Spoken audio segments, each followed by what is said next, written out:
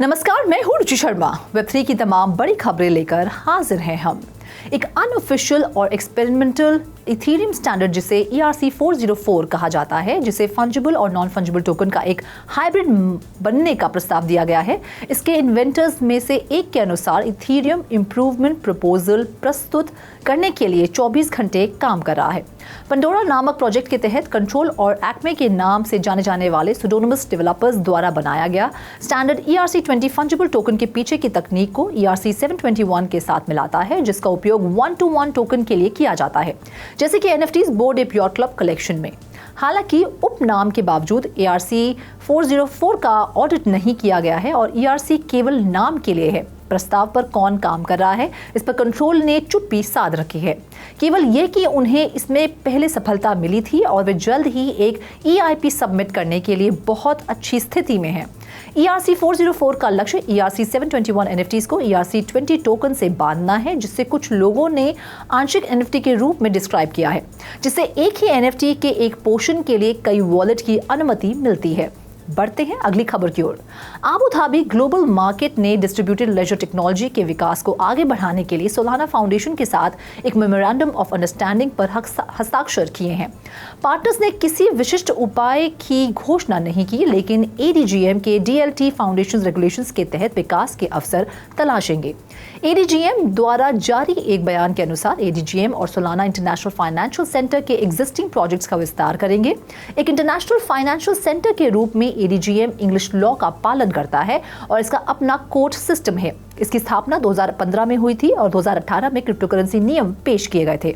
इसका तेजी से विस्तार हो रहा है, जिससे पिछले साल की शुरुआत में लोकल वेनम फाउंडेशन और ADGM investment management firm iceberg capital द्वारा $1 बिलियन वेनम वेंचर्स फंड का निर्माण किया गया था। बाकी अहम खबरों के लिए करते हैं विशाखा का रुख।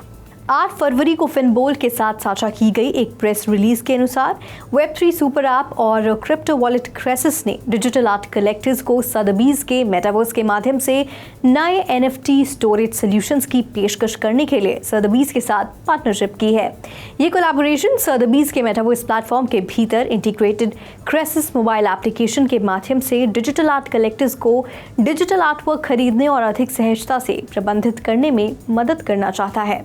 लगभग 3 साल पहले स्थापित सदबीज के मेटावर्स ने खुद को एक लीडिंग NFTs और डिजिटल आर्ट ब्रोकर के रूप में स्थापित किया है, जिसमें कि डिजिटल और ट्रेडिशनल आर्टिस्ट के क्यूरेटेड कलेक्शंस और एक्सक्लूसिव रिलीज शामिल हैं।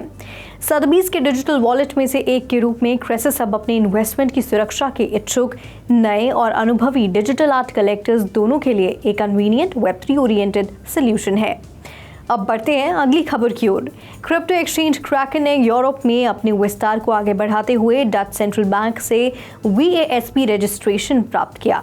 8 फरवरी को क्रिप्टो एक्सचेंज क्रैकन ने इस हफ्ते घोषणा की कि उसने नीदरलैंड में virtual asset service provider registration हासिल कर लिया है। रजिस्ट्रेशन एक्सचेंज को देश में अपनी सर्विसेज प्रदान करने की अनुमति देता है। रजिस्ट्रेशन की घोषणा करते हुए एक ब्लॉग पोस्ट में एक्सचेंज ने कहा कि ये उसे एक महत्वपूर्ण यूरोपियन मार्केट में विस्तार करने और डच क्लाइंट्स को अपने इंडस्ट्री लीडिंग प्रोडक्ट की पेशकश करने की अनुमति देता है।